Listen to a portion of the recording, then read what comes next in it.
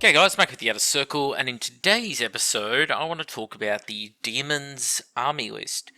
So in brief, there are two things I want to do this episode. One, talk about the list, and two, fix Commander a little bit. I'll explain that second part when I get to it.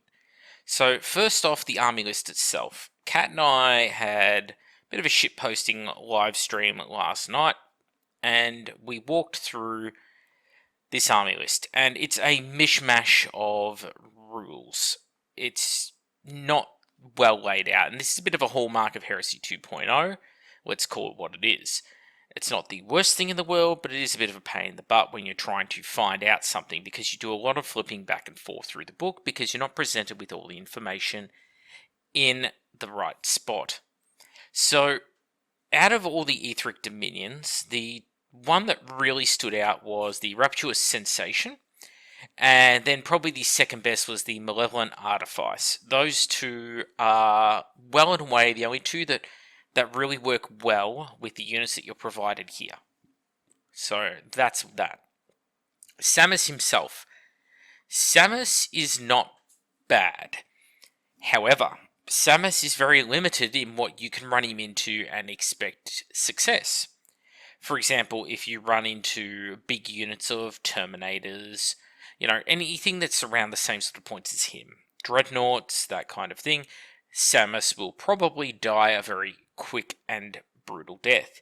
Also, he is very vulnerable, as are the other large demons, to concussive weapons. So, the neutron laser on the Sicaran Venator is one of the easiest to get a hold of. You could use neutron blasters, not that they're very common on the Saber tank, the fast attack choice for the legions, or even Astartes shotguns. Yes, you're fishing for 6s to wound, but he's only got a 3+ armor save.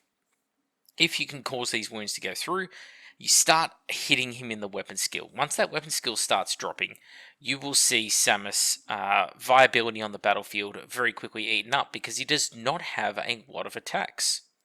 He's relying on the charge bonus to get the rage bonus to get up to 7 attacks, but he's only 4 attack space, and he's armed with essentially a two-handed weapon, the Blades of Samus, which does not offer additional attacks because it is a single weapon, apparently.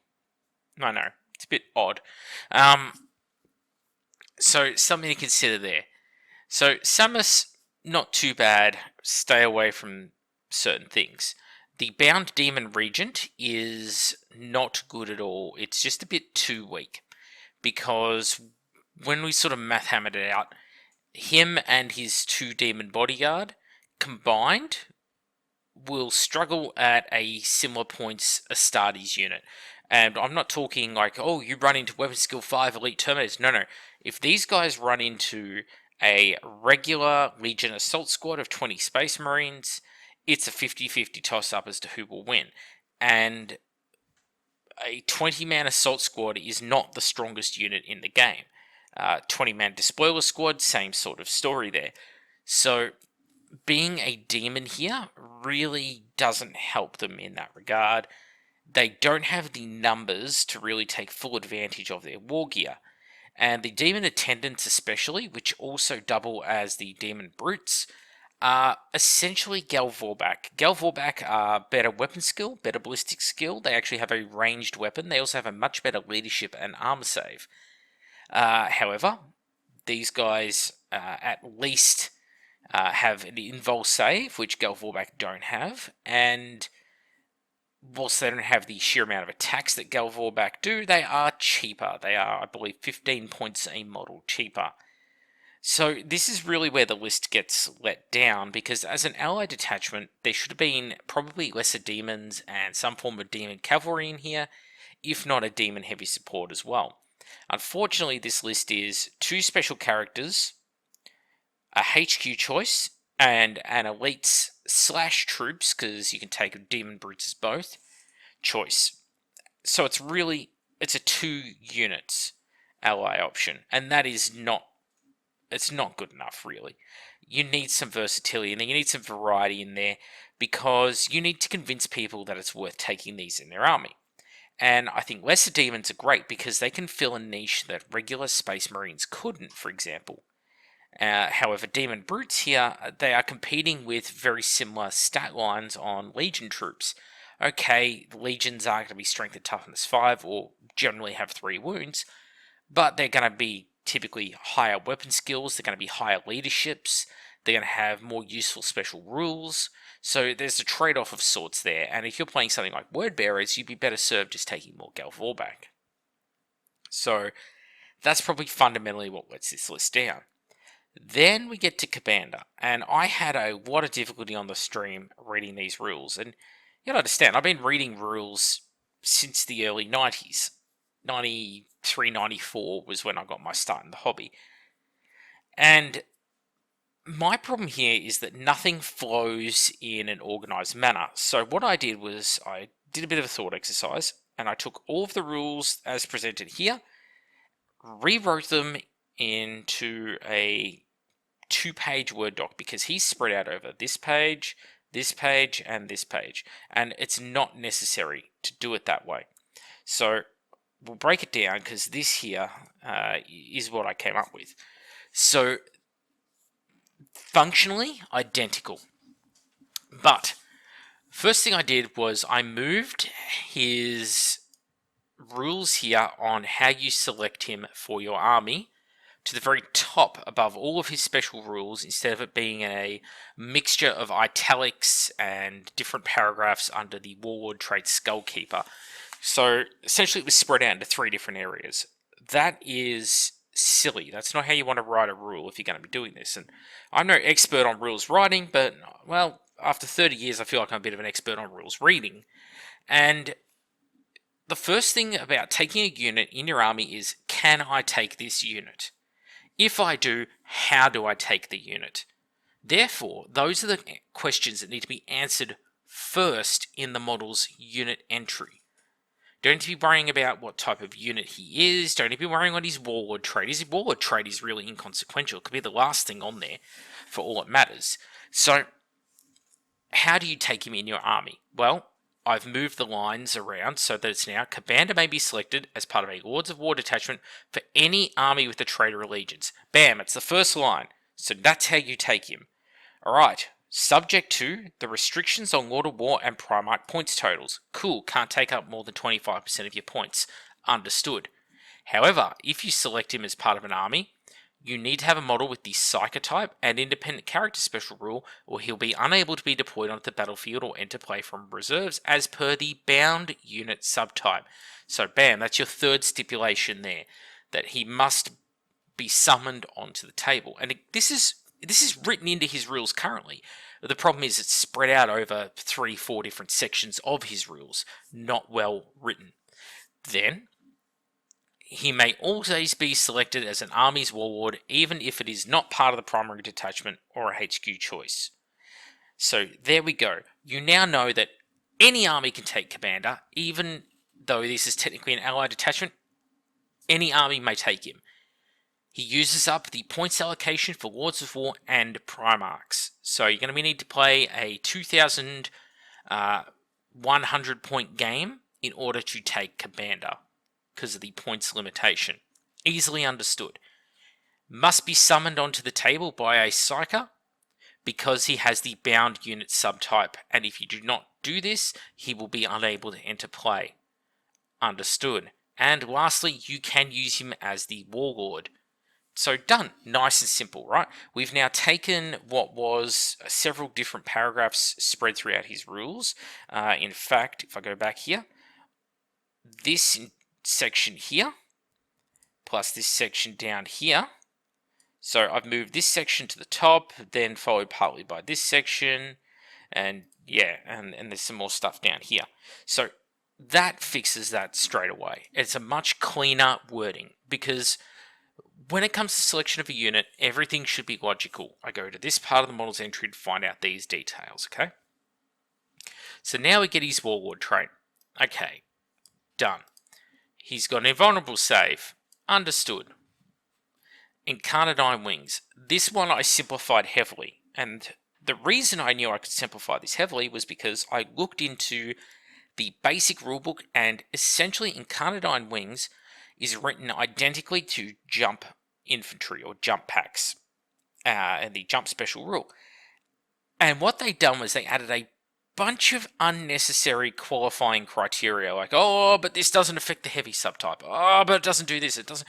If this is unique war gear called Incarnadine Wings and it's unique to Kabanda, then it doesn't need to have all these additional caveats and sub-clauses added to it.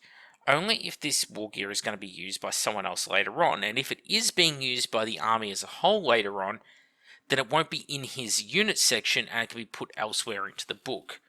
So because it is in his unit section, all the unnecessary stuff is filtered out. So stuff that you don't need to know because you cannot make it happen, like, oh, if they have the heavy unit type. Well, he's not heavy unit.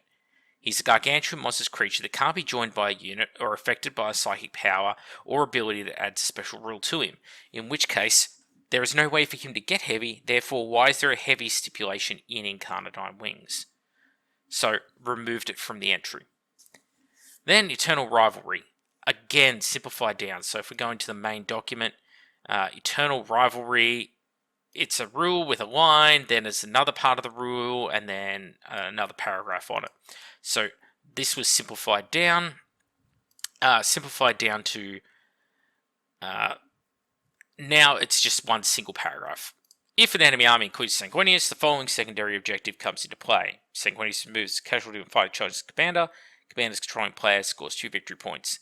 This is in addition to any points scored for Slay the Warlord. However, if Commander is removed as a casualty while it's fighting a challenge against Sanguinius, Commander's controlling player instead loses 1 victory point. Bam. Simplified. Scythe of Hatred, I changed this as well. Now this, I have actually made a more major change to. I changed it to, originally when you completed the assault phase, you placed a Hellstorm template in contact with Commander's base, and then whatever models are touched by that template copped the attacks. I just simplified it to models in base to base with Commander, so for a number of automatic strength 6s.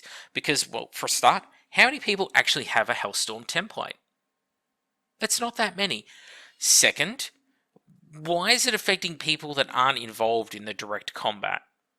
It should be affecting only his combat that he's making this against, because the rules is written for the template. Technically, you could flame a squad that's walking past nearby. That makes no sense when it's his rage being focused onto the unit that he's attacking.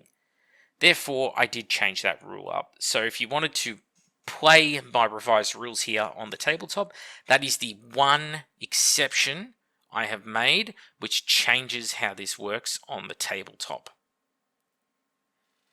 Then the Armaments Commander, unchanged. Lastly, Gargantuan Unit Subtype. Now this I was able to chop a bit out of, and really, there's some more fat that can go. But, second line here, models of the Gargantuan Unit Subtype are not affected by special rules that negatively modify their characteristics other than wounds. That's how it's originally written, and I have added the line, or the effects of Ruinstorm or Bound subtype, because in these original rules, the way it's written is that when you lose your Psykers, the people who are enabling the demons being on the battlefield, it says that they take a -1 strength and toughness penalty, because there is no Psyker now to bind the demon to reality. And that's rules as intended, okay? But the problem is, rules as written on Kabanda is, because this Gargantuan subtype says they are not affected by special rules which negatively modify their characteristics. Well, that's a special rule. It's caused by his unit subtype, but it still comes as a special rule. And therefore, that is not right in my interpretation. We need to clarify in this instance. This is a time where more context was needed rather than less. So I added that in there, just for clarity that, you know, if you are playing a Ruinstorm list, or you're playing with this bound unit type, you will suffer that negative modifier, because otherwise you're leaving scope open for an argument. Then, most of these rules stay the same. The only other thing I would change in here would be to just condense the stat line modification rule that's here, and condense this ignoring the effects of psychic powers here, and just change it to a flat, you are not affected by any psychic powers or special rules or abilities which modify your stat line, except for Ruin Storm or Bound type. And then we can remove 2 to 3 dot points from the Gargantua unit subtype and simplify it further. So, yeah. Anyway, that's it. That's things I would change with Kabanda. And as you can see, we've cut it down from 3 pages in PDF, which are better laid out in theory, because, all this unit composition stuff over here is laid out in 2 categories across the screen, whereas on my screen here, I've got it in just one single column. Over here, it's a bit more spread out and stuff, and there's more stuff going on the page. But I've managed to cut a page out of his rules and convey the exact same information to you, the player. And of course, as I said, if you want to use this PDF, go for gold, screenshot it right now to your heart's content. But do remember, it's not about who's in base-to-base contact with him in his Scythe of Hatred. It's placing the Hellstorm template with the small end touching his base in his original rules. I think that's a worse way of writing it, so if you are going to play my little PDF revision here, which simplifies the unit dramatically, I think, then do remember that that is different. So you'll have to edit or modify my PDF. Anyway, that's Kabanda fixed. And really, that's the sort of problem that we have in general with this list. I don't hate the list at all. I think the people who are saying it's awful are going too far. I think the people who say it's great are also going too far. It's somewhere in the middle of being okay. It's a definite side grade to the Legions, and it really encourages you to take the special characters, because something like the Bound Demon Regent is not good and not well written, not in a good place. And I do think that will change once war gear options and such come in the form of the Ruin Storms rulebook. Because right now, if you are locked in with this many attacks, with having to have these specific number of bodyguard to the demon, it doesn't work very well. You're just paying too many points for what it can actually deliver on the tabletop. And the minute these units, I don't think people understand just how much weapon skill matters this edition who are writing the rules. Because weapon skill for demons, they can kind of go toe-to-toe with regular Space Marines. The problem is, if you're running Demons of the Ruin Storm like this, you are an assault-heavy army. You have essentially 0 shooting. And if I come across you with something like my Salamanders, I'm just going to meet you with my Weapon Skill 5 Fire Drakes and pound the crap out of you that way, rather than having to deal with you with my regular power armor. Because I have every advantage going in my favour. I'll have 2+ regular saves. If you do get a running attack through, I'll have a 3+ Storm Shield. And hey, I've got Brutal 2 Thunder Hammers and rerolling 1s to hit. And I hit you on 3s and you hit me on 5s. Okay? Every advantage goes my way in that combat. And I do not have to delegate 10 Fire Drakes with a Primus Medicae to deal with the Demon Regent and his followers. I could probably get away with a 5-man Fire Drake squad. I could probably get away with a 5-man Cataphracti squad if they're armed with Thunder Hammers. Anything weapon skill 5 or 6 will really cause issues for these guys. And if you can hit them with concussive weapons and drop that weapon skill even further, then it becomes a real chore. And I think that's what hurts them. The Galvorback work really well because weapon skill 5 is God tier for elite infantry this edition. Being weapon skill 4, that hurts. It's going to make them strong against something like militia, cults, great, but these kind of units, these are the big bad guys on Demon's list. Okay, these are demon brutes. These models are bigger than Terminators, but smaller than Dreadnoughts. But their stat line is essentially that of a tactical Marine with a couple extra wounds and a little bit more strength and toughness. It doesn't really, it doesn't ooze staying power, it doesn't ooze killing power. And they've really just got the tainted weapons of the word bearers as well for their war gear, which is, it's neither here nor there. I do like the murderous strike is built in on them. I just don't think they're going to pull it off very often because they're just not got the AP to get the attacks through where it really matters, and that's against Terminators. Anyway, that's it. That's my thoughts on the Demons of the Ruined Storm currently. I am very interested to see where the final rules go for them, and I do honestly think that the final rules release, these Etheric Domains, or Dominions, sorry, are exactly the ones that you're going to get in the book. Or if the book is still in editing, they might tweak these just a little bit. But I think the fact they've given us so many for such a lackluster list says that this is just cut pasted directly from the next book. Anyway, that's it for me. I'm back with the Outer Circle. Thank you all for watching. Hope you got something out of it, and I'll catch you all on the next one.